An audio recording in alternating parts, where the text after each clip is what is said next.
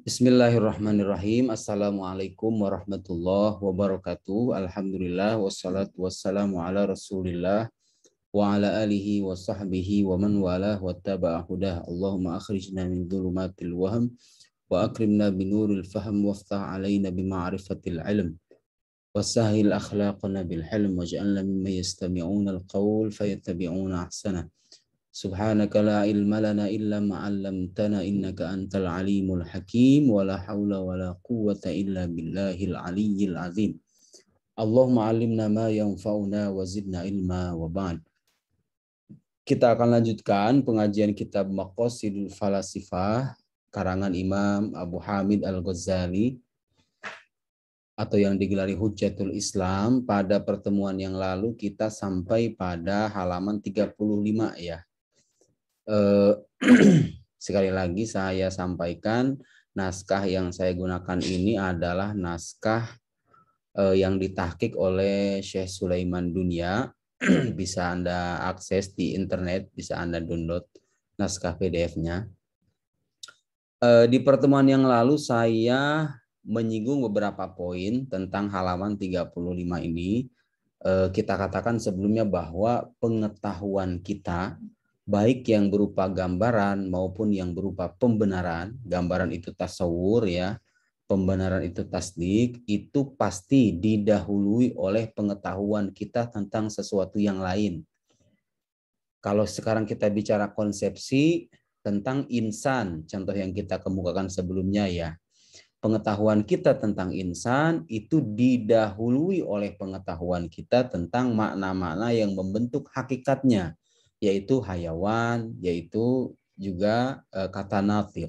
Sama halnya dengan pengetahuan kita tentang kata hayawan, mahwal hayawan, itu didahului juga oleh pengetahuan kita tentang makna-makna yang membentuk hakikat hayawan, yaitu jism misalnya.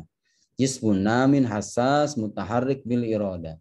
Gitu ya. Walhasil kesimpulannya pengetahuan kita itu baik yang berupa pembenaran maupun yang berupa gambaran itu pasti didahului atau dia tidak mungkin terhasilkan kecuali setelah terhasilkannya pengetahuan tentang sesuatu yang lain. Begitu juga dengan pembenaran ya.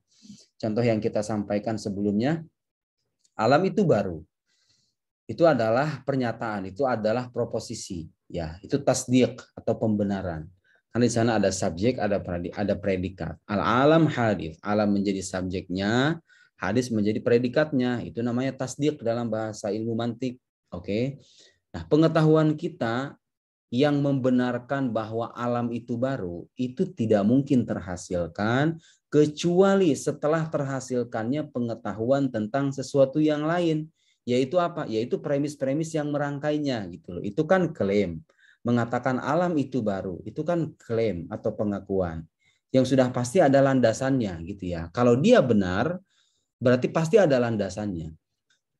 Landasannya al-alam musawwar wa kullu musawwarin hadits fa idzan al-alam hadits gitu kan.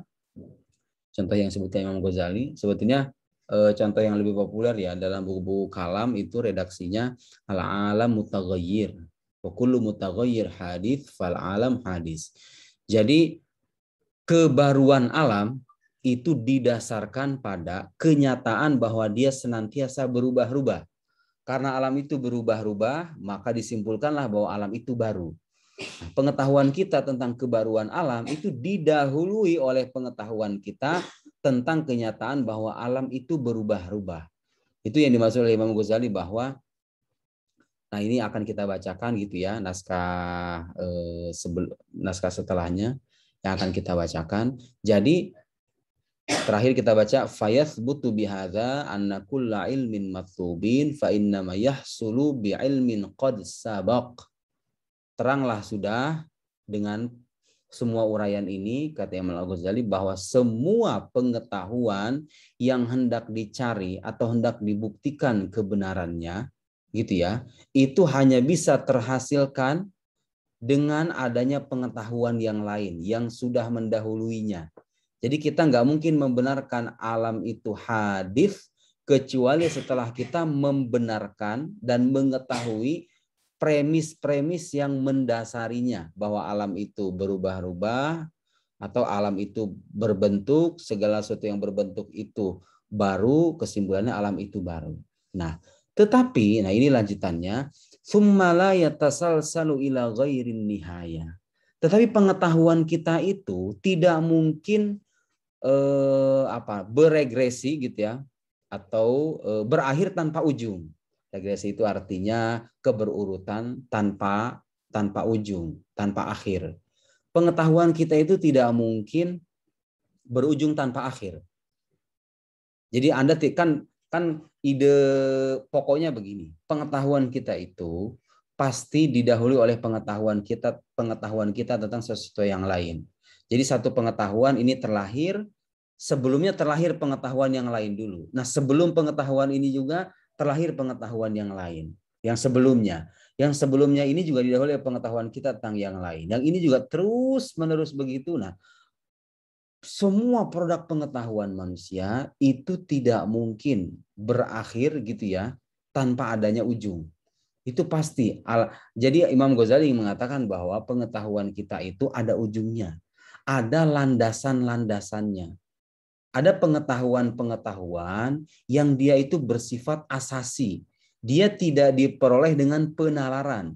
Dia adalah pengetahuan-pengetahuan yang sudah jelas dengan dirinya sendiri dan tidak memerlukan pembuktian. Gitu ya.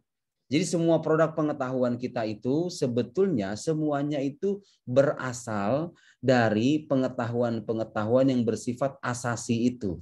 Nah, Imam Ghazali menyebutnya awail. Kalau Anda simak uraian saya dalam episode argumen burhani ya, saya di sana memaparkan apa yang disebut dengan pengetahuan-pengetahuan dasar itu. Pengetahuan dasar yang saya maksud adalah itu yang awaliyat, kemudian fitriyat, hadsiyat, mujarrobat, mahsusat, mutawatirat gitu ya. Yang 5 itu yang sering disebut dengan ad-daruriyat as-sitt. Jadi proposisi aksiomatik yang 6. Dia melandasi semua produk pengetahuan kita. Untuk uraian yang lebih lanjut, Anda bisa akses masih di channel ini juga uraian tentang premis-premis yang melandasi argumen burhani ya. Nah, jadi semua nanti akan kita berikan contoh ya untuk mengatakan bahwa pengetahuan kita itu tidak mungkin berujung tanpa akhir. Pasti ada ujungnya gitu loh. Sekarang misalnya saya tahu alam itu misalnya baru. Nah, pengetahuan kita tentang alam baru itu kan ada ujungnya, ada pengetahuan sebelumnya, ada premis-premisnya. Di antara premisnya itu tadi, alam itu berubah-ubah. Jadi sebelum saya mengetahui alam itu baru, saya tahu dulu alam itu berubah-ubah. Gitu kan? Nah, alam berubah-ubah. Itu kalau misalnya kita bicara tentang keenam macam premis yang bersifat meyakinkan, yang tidak memerlukan pembuktian, kan diantaranya ada mahsusat. Jadi ada namanya awaliyat. Kalau saya harus mengulang di sini, ini perlu uraian yang agak panjang. Langsung saja bisa diakses itu video secara khusus saya mengulas tentang 6 macam pengetahuan manusia yang bersifat asasi itu. Ada awaliyat, ada fitriyat, ada hadsiyat, ada mujarrobat, mahsusat, dan mutawatirat. Itu kan ada mahsusat.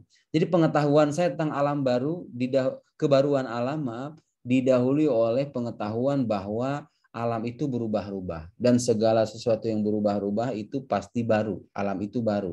Nah, pengetahuan saya yang mengatakan alam itu berubah-ubah, itu juga ada dasarnya. Gitu ya. Dasarnya apa? Dasarnya adalah fakta di alam luar yang diakses oleh panca indera. Nah, karena itu dia masuk kategori mahsusat. Sesungguhnya ketika orang mengatakan alam itu berubah-ubah, kita tidak memerlukan pembuktian. Karena dengan sendirinya panca indera kita mengakses itu, menyaksikan itu, dan akal kita membenarkan melalui perantara panca indera itu. Gitu ya. Mahsusat. Mahsusat sendiri kalau seandainya ditarik. Sekarang kalau misalnya Anda simak uraian saya di sana, apa yang disebut awaliyat itu. Awal itu kan artinya proposisi yang pembenarannya itu dilakukan oleh akal dengan cara membayangkan kedua bagian proposisinya. Membayangkan makna alam, membayangkan makna hadis. Lahirlah pembenaran bahwa alam, membayangkan makna alam, membayangkan makna berubah-ubah. Terbayang. Jadi ada orang-orang yang ketika menyimak alam itu berubah-ubah, dia tidak memerlukan pembuktian apa-apa. Itu pernyataan yang sudah jelas dengan dirinya sendiri. Gitu ya. Anda cukup membayangkan makna alam, kemudian membayangkan makna mutaghayyir, makna berubah-ubah, maka akal Anda gitu ya, saking seringnya berjumpa dengan pembahasan-pembahasan itu, dengan sendirinya langsung membenarkan pernyataan itu. Di samping panca indera pun bisa membuktikan hal itu. Jadi akal kita membenarkan melalui panca indera. Gitu ya. Nah, itu contoh bahwa pengetahuan kita itu sebanyak apapun dia memiliki landasan atau memiliki dasar. Jadi ibarat fondasi, keenam proposisi yang bersifat yang Imam Al-Ghazali sebut awail itu ibarat fondasi dari seluruh produk pengetahuan umat manusia. Ya seperti hukum kausalitas, hukum kontradiksi, hukum identitas, kemudian ada lagi yang kita sebut dengan al-fitriyat, ya al-hadsiyat, proposisi-proposisi yang kebenarannya dipastikan oleh akal melalui intuisi, gitu ya. Ada lagi mujarrobat yang dibenarkan oleh akal melalui pengalaman yang terjadi secara berulang-ulang. Seperti halnya tadi juga bisa masuk kategori mujarrobat al-alam mutaghayyir, alam itu berubah-ubah. Pengalaman menunjukkan secara berulang-ulang bahwa alam itu berubah-ubah, tidak pernah tetap dalam satu titik, gitu ya. Mengalami perubahan terus-menerus, ada dan ketiadaan. Saya kira itu pembahasan lain. Nah, intinya gitu. Poin Imam Ghazali ingin mengatakan bahwa summa la yatasalsalu ila ghairi nihaya, pengetahuan manusia itu tidak mungkin berujung tanpa akhir. Fala buddha wa ayantahiya ila awail. Jadi pengetahuan manusia itu harus berakhir pada awail. Awail itu yaitu tadi pengetahuan-pengetahuan manusia yang bersifat asasi, yaitu proposisi-proposisi yang bersifat meyakinkan, yang dia itu tidak butuh pembuktian. Kenapa tidak butuh pembuktian? Karena dia sudah jelas dengan dirinya sendiri. Karena dia sudah jelas dengan dirinya sendiri. Seperti halnya kalau ada orang bilang keseluruhan lebih besar dari sebagian. Itu contoh yang saya temukan juga di video yang tadi saya sebut ya. Keseluruhan lebih besar dari sebagian. Itu kan hampir nggak ada orang yang benar sehat yang bisa mengingkari itu. Bahwa di mana-mana namanya keseluruhan sesuatu itu pasti lebih besar dari bagian-bagiannya. Tidak mungkin ada mengatakan misalnya tutup pulpen itu lebih besar dari pulpen. Nggak ada. Wong tutup pulpen itu sendiri bagian dari pulpen kok. Sebesar apapun dia, ya dia itu bagian dari keseluruhan pulpen. Keseluruhan itu lebih besar dari sebagian. Nggak mungkin ada mengatakan ada tangan manusia yang lebih besar dari manusia. Oke, tangan saya misalnya lebih besar dari diri saya. Wong tangan ini sebesar apapun itu bagian dari diri saya. Keseluruhan diri saya gitu. Keseluruhan lebih besar dari sebagian. Apa orang perlu bukti atau argumen untuk membuktikan bahwa keseluruhan itu lebih besar dari sebagian? Nggak ada. Itu pernyataan sudah jelas dengan dirinya sendiri. Begitu juga dengan hukum kausalitas, setiap akibat itu kepada sebab dan lain-lain. Silahkan Anda akses itu ya uraian saya di sana tentang keenam macam proposisi-proposisi yang menjadi landasan dari seluruh produk pemikiran manusia itu. Imam Ghazali menyebutnya sebagai awail. Hiya hasilatun fi gharizatil aqli bi ghairi talabin wa fikrin. Nah, yang mana proposisi-proposisi yang bersifat asasi itu terhasilkan di dalam nalar gitu ya, tanpa memerlukan penalaran dan pemikiran. Kenapa tidak memerlukan penalaran dan pemikiran? Ya karena itu sudah jelas dengan dirinya sendiri. Akal kita itu membenarkan langsung ketika menjumpai proposisi-proposisi itu. Gitu ya. Kalau sekarang misalnya kita ambil di antaranya kan ada mujarrobat, proposisi-proposisi yang kebenarannya dipastikan oleh akal melalui pengalaman yang terjadi secara berulang-ulang. Kalau ada orang mengatakan misalnya COVID-19 itu berbahaya, dan itu terjadi secara berulang-ulang, jutaan umat manusia sudah membuktikan dan mengalami itu, bahwa COVID-19 itu berbahaya. Sekarang pertanyaannya, dengan adanya fakta berupa pengalaman yang terjadi secara berulang-ulang itu, masih adakah orang gitu ya yang kalau dia benar-benar menggunakan nalarnya dengan baik dan dia tahu betul gitu ya penelitian ilmiah yang membuktikan bahwa COVID itu berbahaya, terlepas apakah itu mematikan atau tidak, yang jelas dia berbahaya, masih adakah orang yang bisa mengingkari itu sementara pengalaman membuktikan bahwa itu benar-benar membahayakan? Jadi akal kita kan langsung membenarkan ketika ada pernyataan demikian, akal kita langsung membenarkan.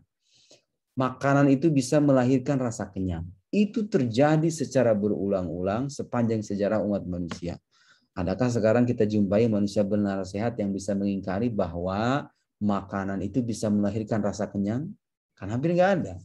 Itu pernyataannya sudah jelas dengan dirinya sendiri, nggak perlu pembuktian, gitu ya, nggak perlu pembuktian.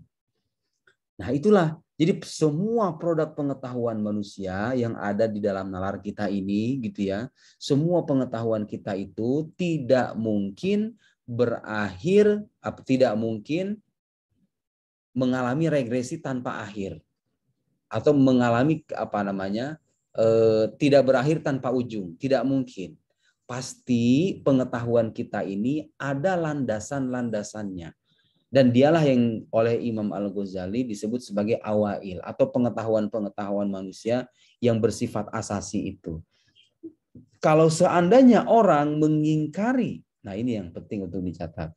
Kalau seandainya ada orang bernaras sehat dan dia mengingkari proposisi-proposisi yang bersifat asasi ini atau awail ini yang berupa awaliyat, hadsiyat, fitriyat, mujarrobat, mahsusat, dan mutawatirat, maka sebagai konsekuensi logisnya dia tidak akan mampu membangun pemikiran apapun di atas nalarnya.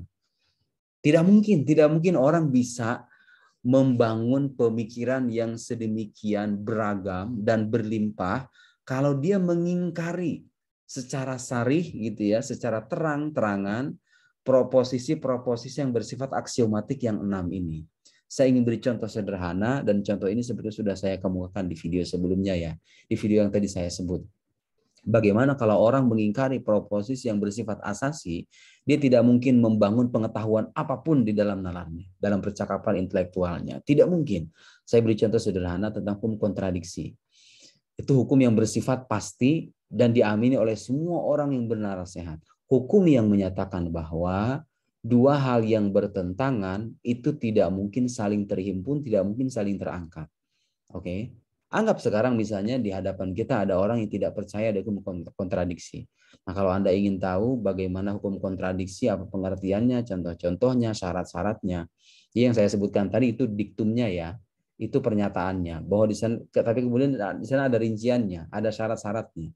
Dua. Nah, ini juga yang menjadi problem sebagian dari kita. Kadang seringkali kita menjumpai orang-orang yang melihat dua pernyataan yang berbeda, lantas dia simpulkan bahwa dua pernyataan itu kontradiktif. Oh tidak, untuk melahirkan kontradiksi itu ada syarat-syaratnya, gitu ya.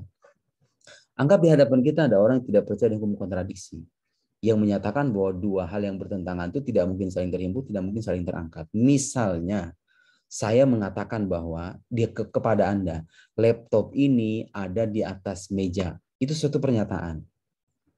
Dan itu sesuai dengan fakta. Sekarang laptop yang saya gunakan ini ada di atas meja.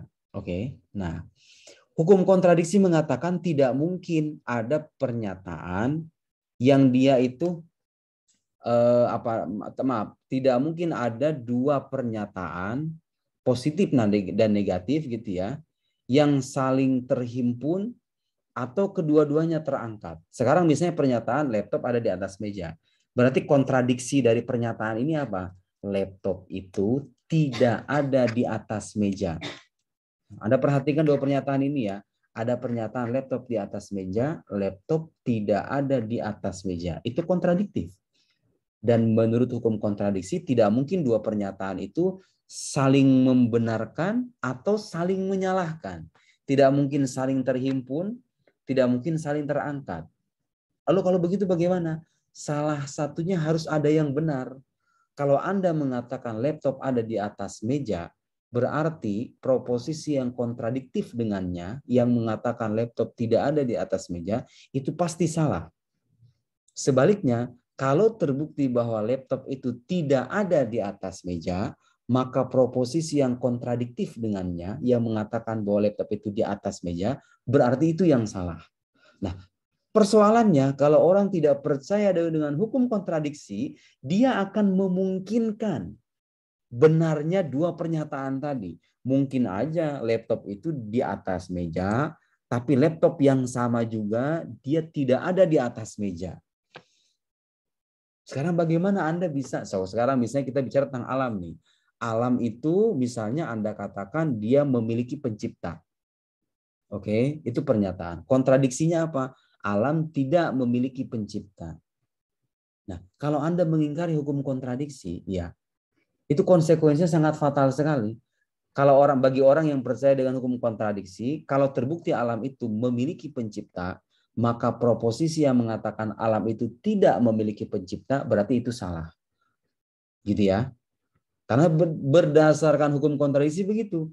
Tapi kalau orang mengingkari hukum kontradiksi, dia akan memungkinkan dua-duanya sama-sama benar. Mungkin aja alam itu tidak memiliki pencipta, tapi dia juga memiliki pencipta. Bagaimana Anda sebagai orang benar sehat bisa mengamini itu? Bagaimana Anda bisa beristidlal, mengambil dalil. Sementara ketika Anda membenarkan suatu pernyataan, Anda juga memungkinkan benarnya pernyataan yang kontradiktif dengan pernyataan Anda itu. Tidak mungkin. Akan terlahir kekacauan yang tidak terkira ya. Manakala orang mengingkari, itu baru salah satu.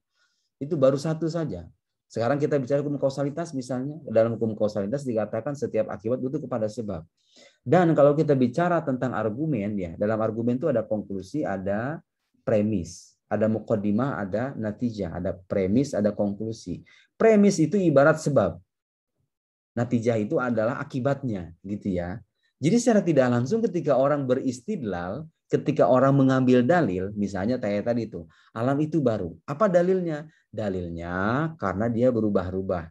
Dan segala sesuatu yang berubah itu baru, kesimpulannya alam itu baru. Ketika dia berdalil semacam itu, secara tidak langsung dia mengamini hukum kausalitas. Ia mengatakan bahwa setiap akibat butuh kepada sebab. Setiap konklusi itu butuh kepada premis. Jadi premis itu bisa kita posisikan seperti halnya sebab.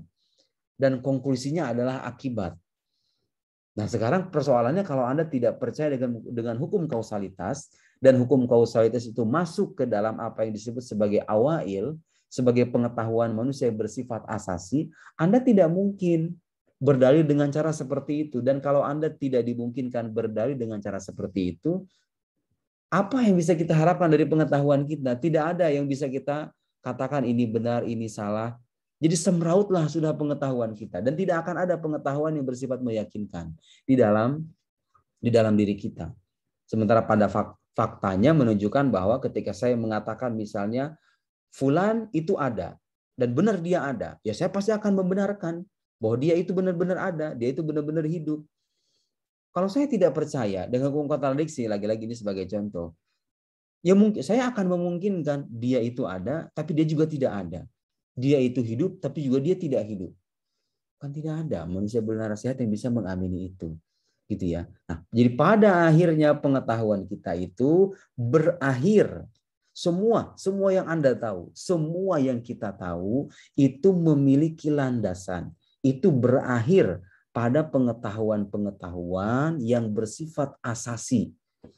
Pengetahuan-pengetahuan yang jelas karena dirinya sendiri sehingga dia tidak membutuhkan dalil, dia tidak membutuhkan argumen, dia tidak membutuhkan hujah untuk membenarkannya. Pernyataan-pernyataan yang dia sudah jelas dengan dirinya sendiri yang oleh Imam Al-Ghazali disebut sebagai awail atau pengetahuan-pengetahuan yang bersifat asasi itu. Saya kira cukup untuk pertemuan kali ini. Semoga ini bermanfaat. Sekian. Wassalamualaikum warahmatullahi wabarakatuh.